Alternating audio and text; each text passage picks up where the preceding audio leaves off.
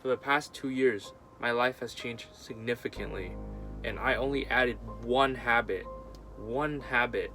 and that was reading. Reading simple letters on a page changed my life, and you can change your life significantly too if you start reading.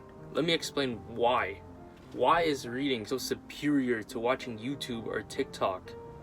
Well, first, reading requires a high concentration. In fact, when you're reading, the world around you seems to not even exist because of how concentrated you are on the book. Your imagination is stimulated in such a way that can't be replicated through any other means of entertainment. A big problem with just going on TikTok or YouTube is your attention span is getting fucked. It is bombarded with information that you can't even process. When you're reading a book, you're not just gonna read one book for like 30 seconds and put that book away, and then read another book for 30 seconds, put that book away. You're not gonna do that.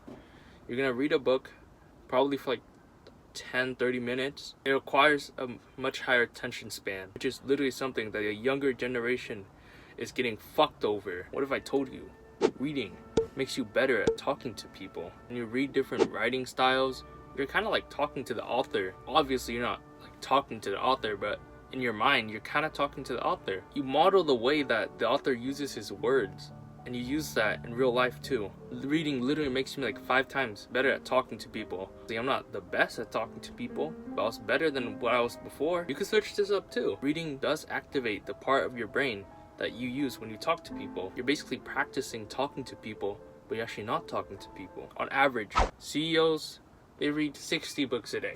I will show you how you could get to this level of reading 60 books a year, because some of you are not even reading like a book a year. Now the first step is picking the right book. Would you consistently watch a TV show that is so ass? It feels like a chore watching it. Of course not. So why would it be any difference with books? Pick a book that you're genuinely interested in. The topic literally arouses you. Okay? Extra points if it's like a skill you're trying to improve. Don't even say you don't got time for books, bro. You're literally scrolling on YouTube right now. What are you doing? Of course you got time. The best thing you could do to consistently do something is to make it a fun habit. Most of us are introduced to reading at school or at church, and it literally feels like a chore to read at school or at church. You don't want to do that to yourself. You kind of want it to be like a hobby. You know, you like doing it, but you don't feel obligated to do it. Don't stick with one book and try to finish that whole book when you obviously feel like you're gonna throw up every time you pick up that book. Put that book down and pick something else, and then when you feel like reading the other book again, pick it up.